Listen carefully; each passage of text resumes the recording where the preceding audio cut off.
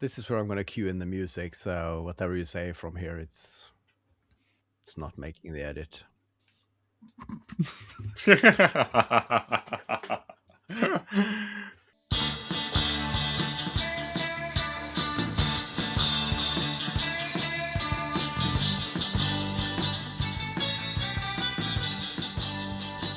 It's dropped on the floor.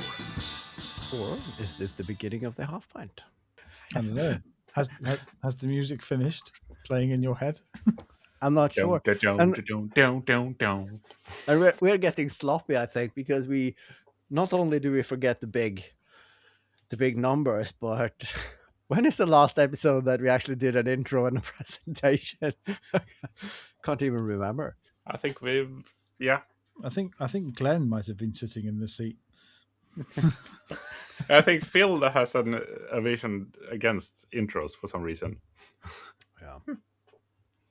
Well, just because I've got an aversion to intros doesn't mean you have to have an aversion to intros as well. No, but then again, it's our not that logo. democratic. So, I mean, if you click to listen to an episode, you have seen the logo, you've seen the name, you've seen the title. The episode number is the number before the episode title, so it shouldn't come to a surprise to any of our listeners that this is in fact episode 151 of the Crude Mistakes podcast that you all hate and love, or love to hate. I'm not sure. Well, One of those. 151 and a half now. Yes, we're into the half pint. Welcome. Down there. It's one entry. No, one intro to bind them all. No, how's that? All right, no, never mind. Oh. Well, obviously, time has passed since the last episode for them, but not for us. So I'm just going to share this video, which is 11 years old now, talking about cutting things. Copy. You may or may not have had this particular fashion choice around your neck of the woods, but it was very prevalent here and still is to a certain extent the top knot. Oh yeah. Yes. This it has never been an option for me. Me neither. I could barely pull off the monk, but that hasn't been into fashion in my lifetime still. So I'm waiting. The Bill Bailey or the Francis Rossi are basically our options. Yes, and I don't have the talent to pull off a Bill Bailey. So no. Oh, speaking of, it's not Bill Bailey, but it's almost just as good. I got tickets in October in Oslo for Dylan Moran. Oh, fantastic! Oh yes, I'm like a kid. I'm like, oh my god, this is going to be fantastic. Oh yes, but yes, the top knob. No, the top knob. Yeah, that's what you should call it. Yeah, the knot top. The knob top, the knob. No, this is just a video of someone who also took great exception to the top knot as a fashion thing, and effectively filmed themselves running around a city. And whenever he saw someone wearing a top knot, he would approach them and shout, "Stop the knot!" and then just cut it off. That is really rude. Yeah, I mean, I'm not for. I don't think I've ever seen a top knot that actually looked good on the person. No, but then again, I am also on the. I've also thought that no one looks better in long hair. Men and women, if they look good in long hair, they would look even better in short hair. That's my baseline, because I prefer short hair on everyone, really.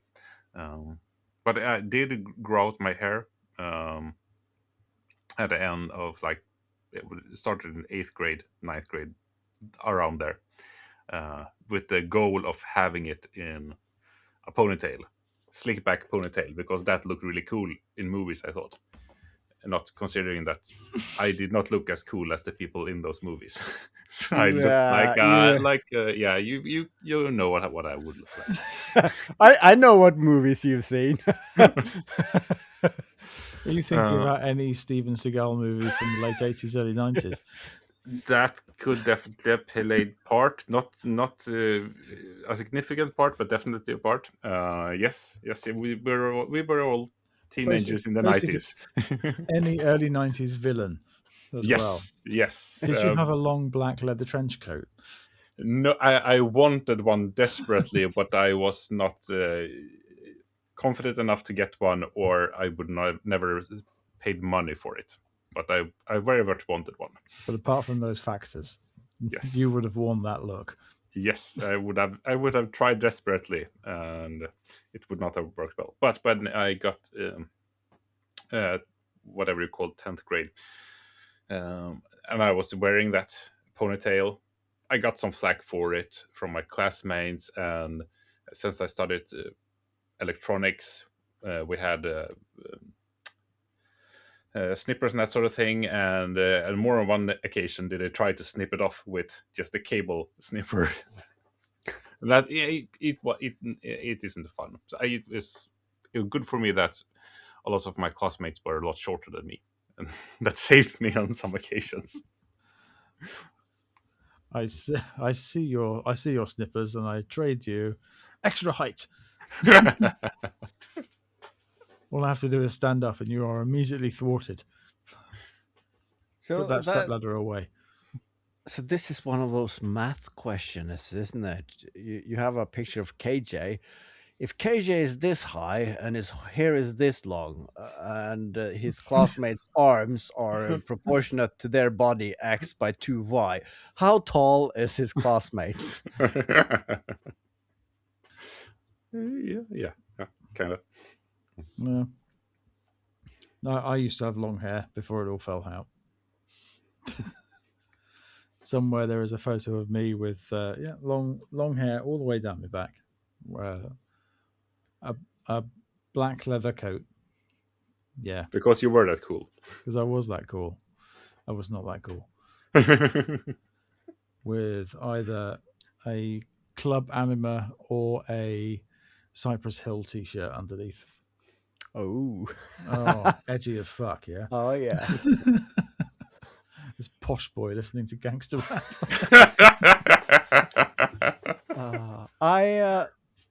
All right, we're gonna double back to that real soon.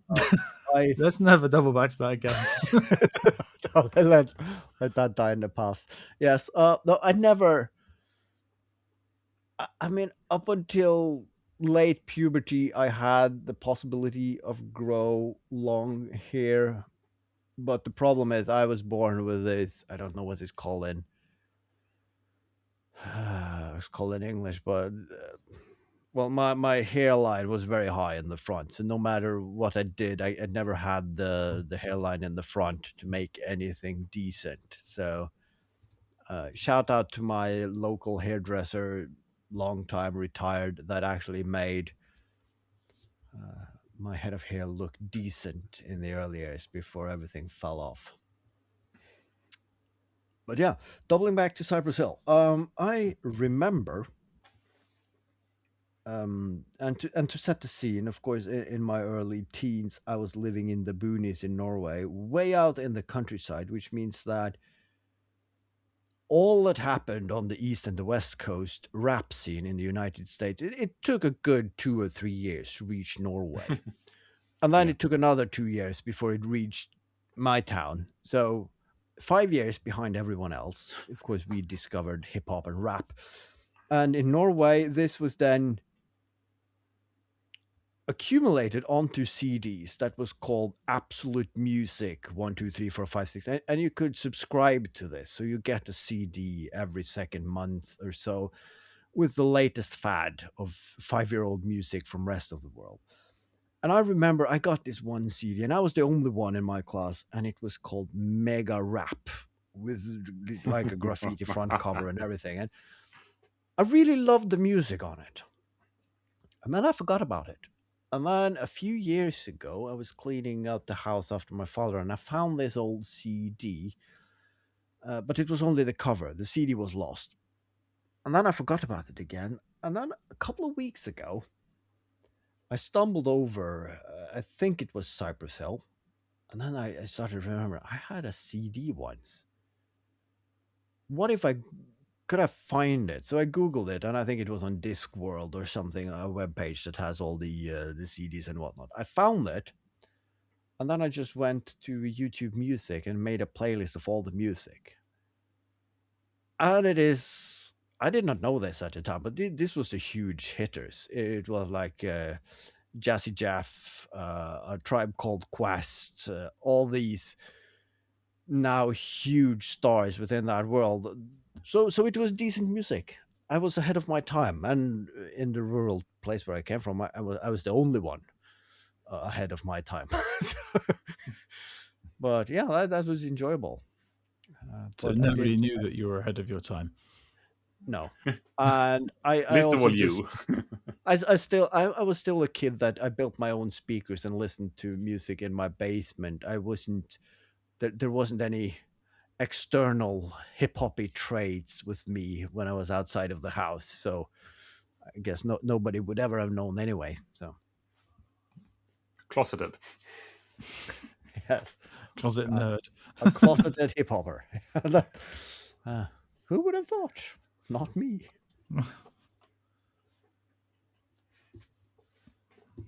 Then of course Wow. I have my computer in front of me. Is it then possible to get?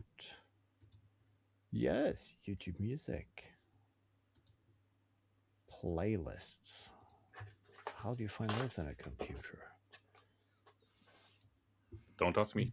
Never tried it. Oh, I found that. Yeah.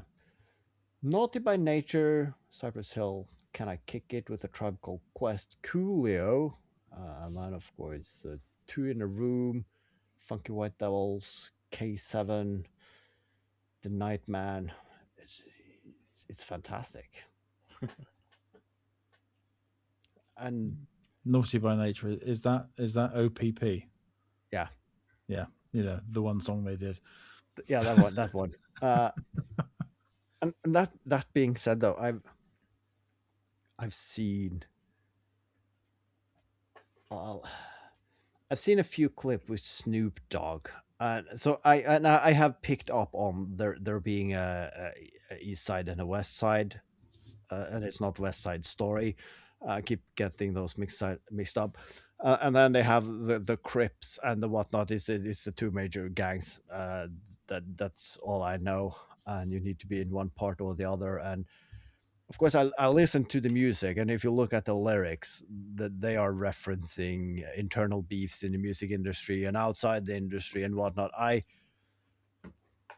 At 12-year-old, I did not know what any of that meant, and full disclosure, at 44 I still don't know what any of that means, Still but a bit sketchy on all that. yeah, but the music is still cool. I can listen to it in my car, but I have the windows up, so don't nobody like who's that old white guy listening to sad it. old Can man. yeah.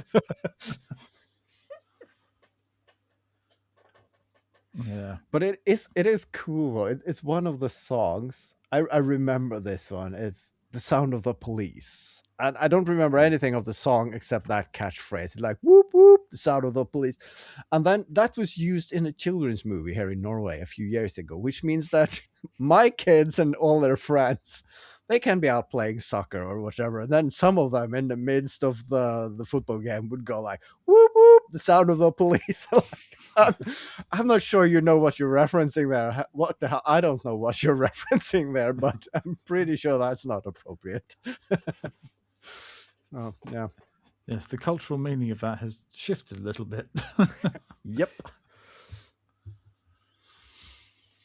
Well.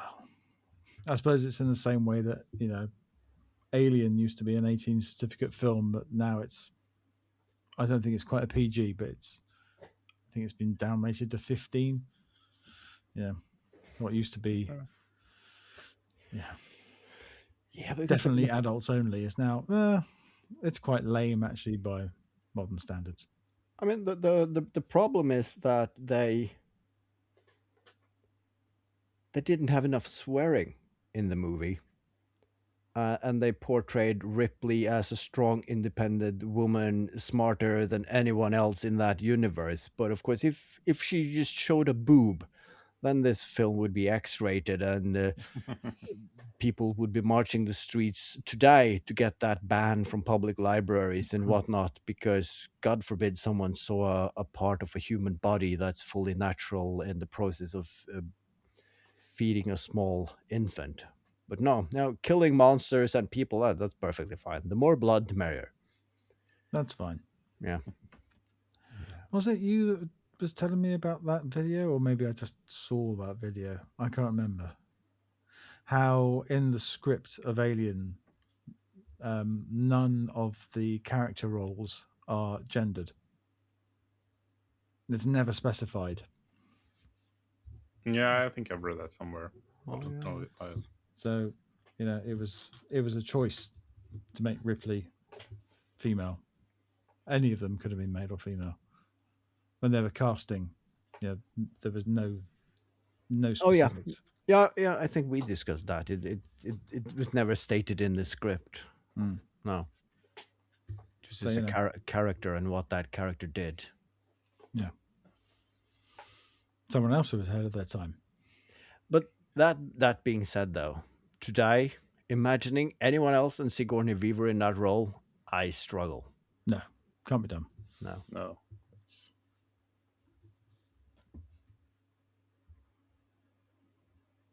Except for, is it? Oh, what's the fourth one? Was it Alien Resurrection? Yeah. Which even she didn't want to do, but was contractually obliged. I mean, that was a terrible film. I wouldn't say terrible, but Bloody awful. Should never have been made. you can't go in and expecting Alien or Aliens, because No. then you have to go in with really low expectations, and then it's just a bit of fun. Yeah, I suppose. Well, that Alien 3 got a lot of slack. I quite like Alien 3. I don't remember the specifics of it, but I also remember liking it. Again, I mean, William yes, I think William Gibson did the original treatment for it, and it was very, very different to what got made. And they did do a recut with so much stuff which they left out, and alternate plot as well. I think that was available on the Quadrilogy Oh, I have that. DVD. I think there's an alternative Alien 3 cut, which puts a lot of the original scripts and original ideas back in. I wonder when the kids are grown enough to actually introduce them to that. Yeah, because they're not yet, at least. Well, I watched it when I was 11, so it's fine. Yeah. So probably not the 8-year-old then. No, maybe not. I think the one was, of course, the best, and then the second one, and the third one, and I think we discussed this in an earlier episode. I really enjoy the third one as well, but the two previous one is more of a thriller. The third one is an action movie, but it was the first in that kind of action movie, so it was fine by that. But everything after that was garbage, and I'm not sure. I haven't read the books or the universe that the movies were based upon, and I watched the one Prometheus movie, and then the spin-off, and then it turned out that the aliens were actually humans at some point, and there was some experiments. I haven't watched all the movies, so I fell off the plot. But then that kind of ruined that first movies when you did not know what this creature was, and of course when Sigourney Weaver flushed it down the toilet, so to speak, into the vacuum of space, then you got closure for the movie, but you still never knew where did they come from, where did they reside, what was their purpose, were we the bad guys, or was the aliens the bad guy, or but then they started just making and piling on all the other movies, just ruining the enigma about it. Yeah. Prequels are never my thing, really. I don't need things explained. I don't want to know what happens. No. But I Uh, must say, and this is probably because when we talked about female actresses, I had to Google the Terminator, and then it's Linda Hamilton, Yeah. and it's a bit like, I don't remember what movie that she appeared in, if it was a Terminator movie or if it was just a spin-off, but yeah, it was obvious that Sigourney Weaver has aged, as we all do, and there was a reference to that. But she was more badass today or at that age than when she was, although she has just like naturally progressed. And it's the same with Linda Hamilton. I feel like, I mean, she was brilliant in her early career, but also in Terminator when she and Arnold, they are obviously old now, but they haven't used any CGI. It's a part of the script. They're older and they don't give a shit anymore. And that's probably because I'm getting older myself. It resonates very with me seeing, if you're doing a sequel that many years later, get the same actors, but don't try to hide the fact that they have aged 20 years as well. Just make them as old and grumpy as they probably are. And I love that. Yeah. But can you, I mean, how much of this is us hoping that we will be rugged and cool looking when we are old? That ship has sailed. I mean, I'm just hoping that some wrinkles will and some more gray will make me look grown up and cool, perhaps. Yeah. brings a certain gravitas. Yeah, can I get a Clint Eastwood face, please? Remember that this entire party of three, we are now older than Danny Glover was in Lethal Weapon when he said, "I'm too old for this shit." That is a line I have quoted several times at work in the past couple of years. Oh yes. Oh yes, Danny Glover was only 40 years when he uttered those famous iconic words. Just yesterday when I was doing a big recabling job in indoor, touching 30-degree heat, so very still. Yeah, I'm too old for this shit. Scrambling under desks, chasing cables, getting covered in dust, bending your arms up around the backs of desks. That's a young person's game. Yeah. I don't want to do that anymore. Crawling around on the floor, that sounds like a young man's game. Yeah. With these knees? No. With these I days, with my back. I bent down yesterday to pick something up, and whilst I were down there, I was like, "God damn it! I'm not gonna make any sound now getting up." And when you have to physically and mentally like, I'm not gonna make any noise now, and you have to. That was the hardest part of getting up, not making a sound. Yep. And then your niece betrays you and make a click click that's heard the entire neighborhood. Oh yeah. Oh, that's the thing though. I've gotten used to that. I think my niece has been making sounds since I was 25. So I guess I peaked at 24.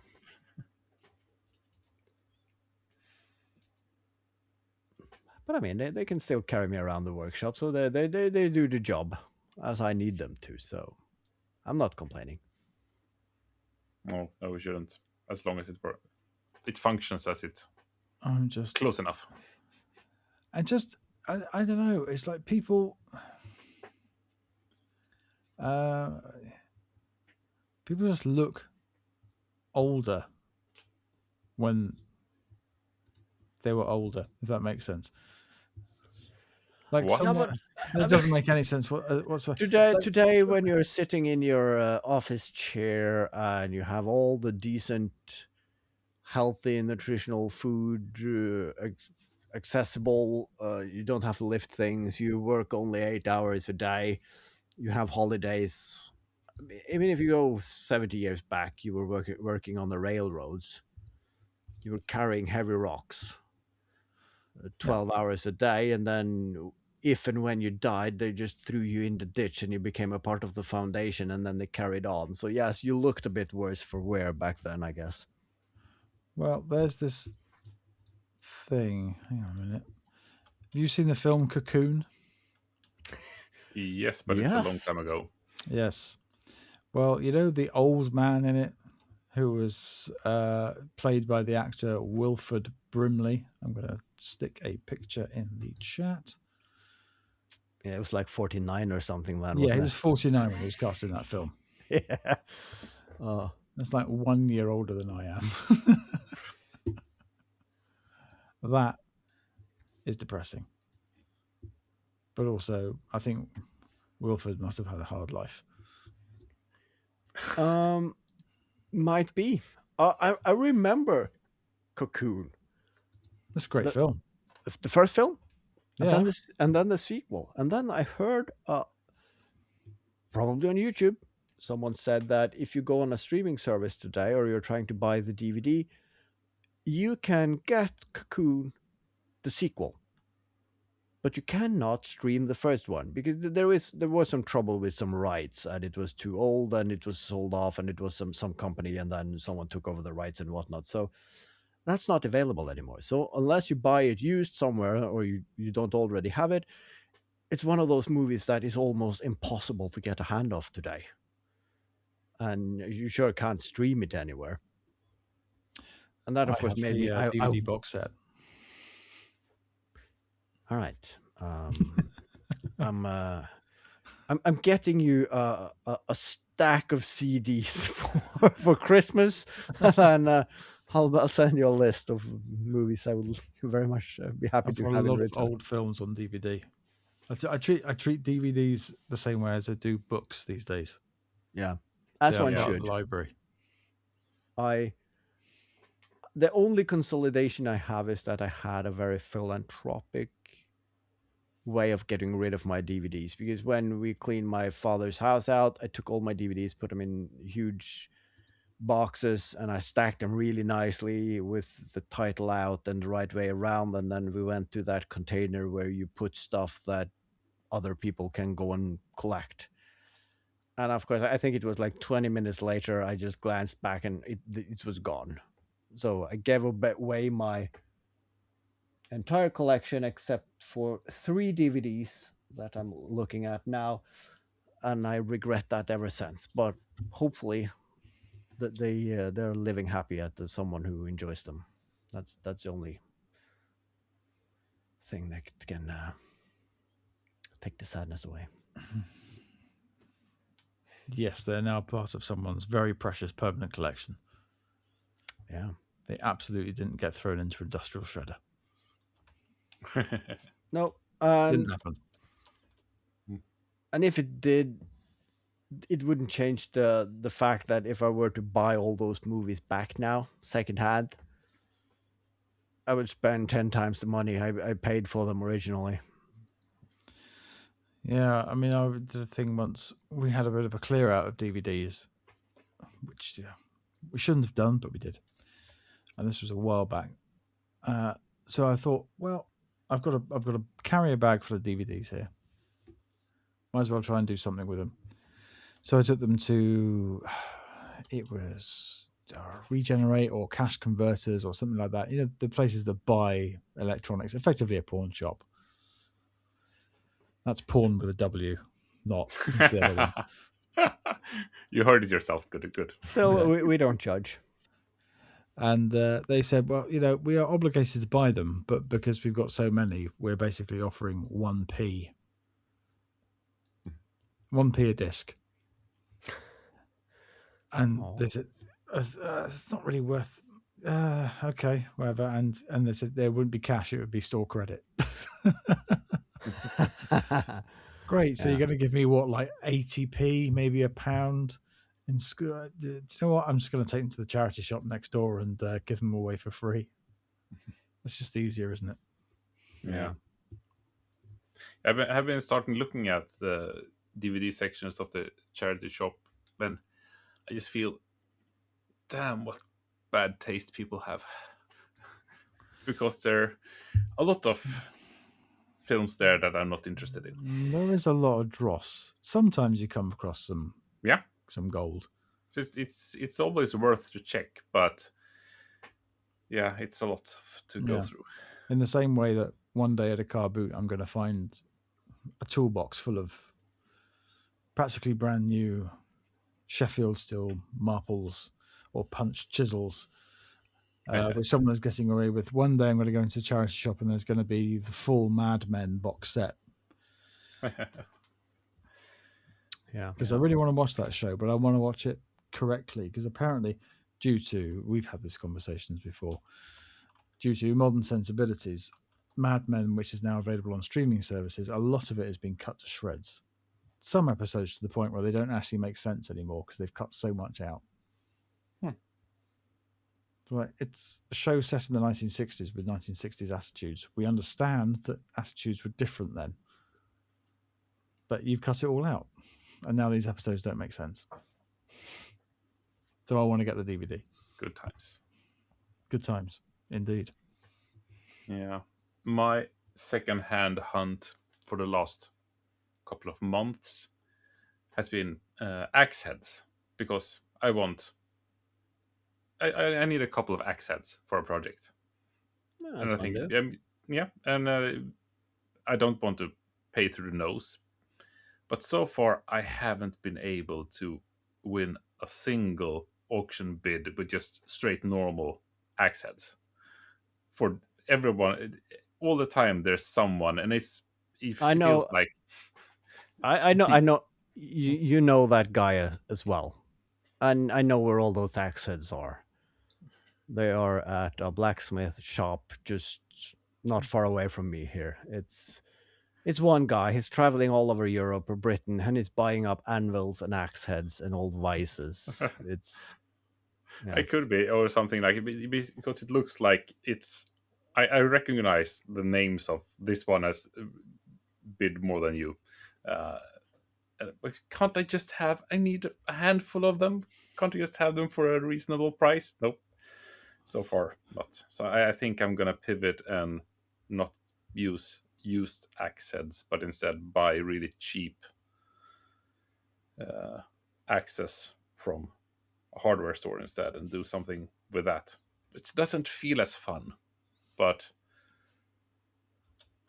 yeah. I mean, you can't really. This fellow traveling the world, collecting all the nice old tools and to disappear into. Is he actually an AI? Stealing all the good stuff for himself and then destroying the evidence that it was ever there. Yeah, they're getting all the books, shredding those, and they're buying up all the second hand. So at some point, axe will never has been a tool in history. They're rewriting everything. Oh, it's really fun thinking Rasmus buying anvils and shredding them, so he can be the only blacksmith. Exactly, and then you can rent all of your blacksmithing skills direct from me. Yeah. A subscription service of blacksmithing. Just $6.99 a month. You can get all your generative tokens, and I will generate you. One token is one nail. If you save up enough, then you can get a knife. Yep. For 4 tokens, I might put a twist in that nail and then make a slot on the head so you can screw it in. Unless you want a subscription for a hammer, because that's $9.99 a month. It's got it sorted. Subscription hammer. Yep. But that's if your credit card's expired, you go to hit a nail and just nothing happens.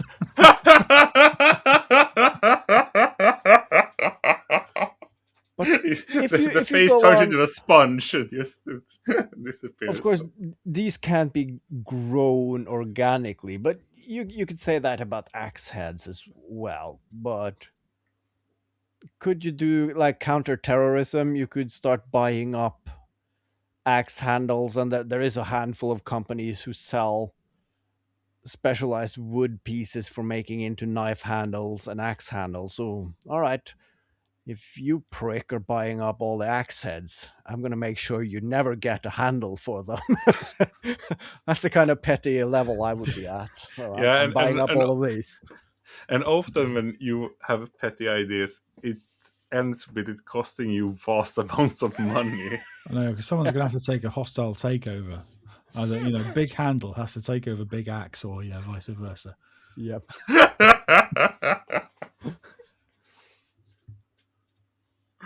Oh, that's stupid. You say it's stupid. I give it 5 years.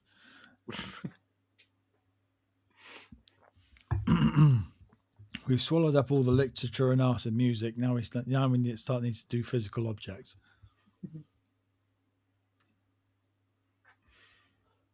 Yeah, that's maybe that's a project for next year. If I get the tax return or my holiday allowance, I'm just gonna spend 5 weeks trawling secondhand stores to rebuild a vinyl, CD, cassette, and DVD collection.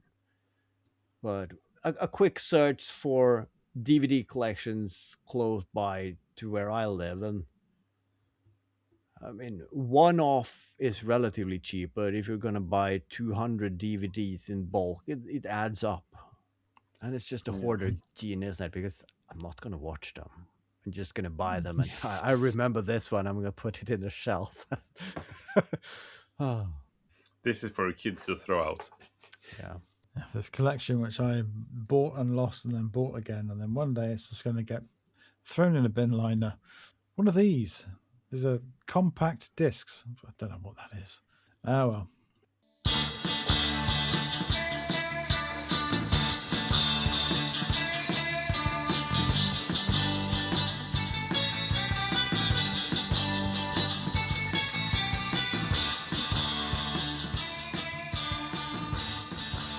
Well, someone has to do that as well.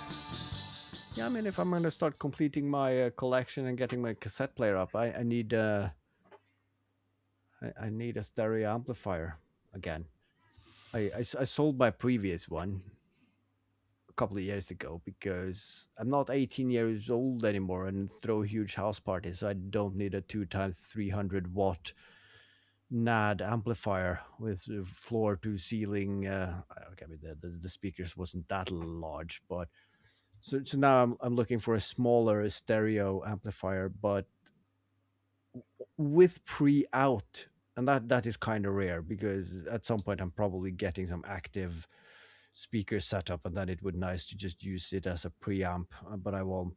I would like the phono vinyl recorder input.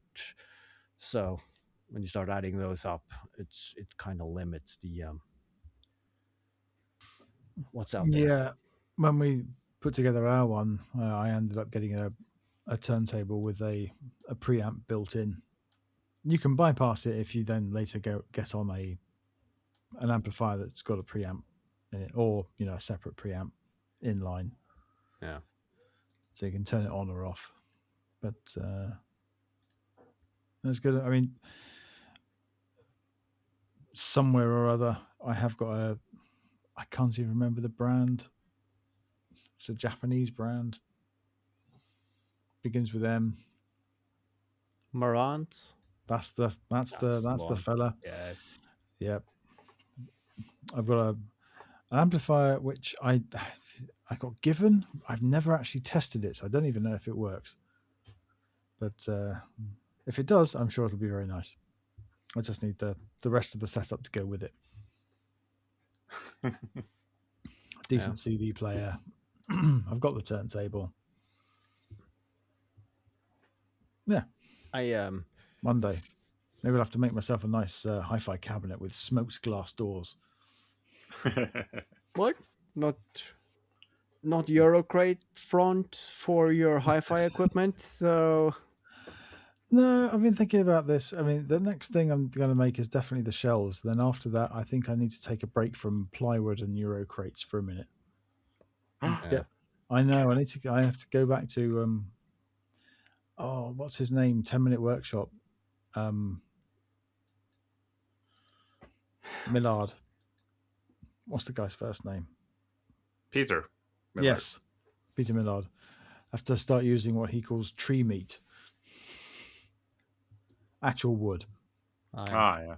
Yeah, because I want to make a box for our Uno playing cards because the cardboard box is just a bit tatty. I want to make a nice proper wooden card box with a wooden hinge, one of those vanishing wooden hinges. Mm. So, I thought we were going to say a nice, proper wooden uniset. no, I think I'll keep the playing cards card, but I want to make a nice box to put the cards in. I think I need to, step away from painted plywood just for a bit after I've made the shelves. I'll probably lose thousands of subscribers. I mean, that's the name of the game, isn't it? So I'm not gonna make a build video of my Euro crates, except that one single one.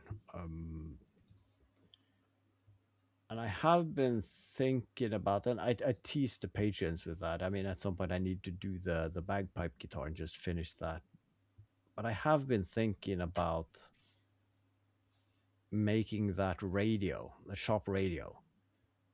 So I have been Googling various sites for amplifier kits and setups and some screens to mimic the old dial backgrounds on the old radio, and that also includes a bit of proper woodworking because you need some teak sidings and whatnot. But when you're starting to buying the components and you're thinking, I would like to make a thing that actually works, it's not going to just be a gimmick for a YouTube video. I want this. It's going to be my shop radio where I used to listen to stuff on. It kind of adds up. So it's Yeah. just by the parts now, I know that it's going to be 3 times more expensive than to just buy a radio with the DAB and Bluetooth and all the nifty things at a decent quality. So, but then again, the joy of making it and making it look the exact way you want it. I mean, you can't put a price on that, can you? But still, it will cost you. 300. I know. It's like I've got that Kuma CD cassette player, which I really want. I really want to do like an overhaul on that thing. But I mean, I electronics is one of the dark arts.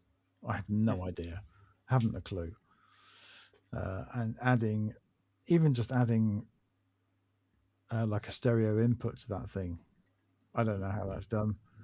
How I would add a radio in there, I don't know. I'd probably just end up buying a radio and Bluetooth speaker, gutting the parts, and then somehow stuffing it in this box, which would kind of negate the point, I think. Yeah. So for this room on the shelves that I'm making, I think I'm just going to have to buy a nice radio or compact disc player. Radio compact disc. Yeah. Something from the early 2000s. I want to buy the kit from that guy who makes. It's basically a case and the controller card, and then you can take an old CD-ROM and you can just shove it in there.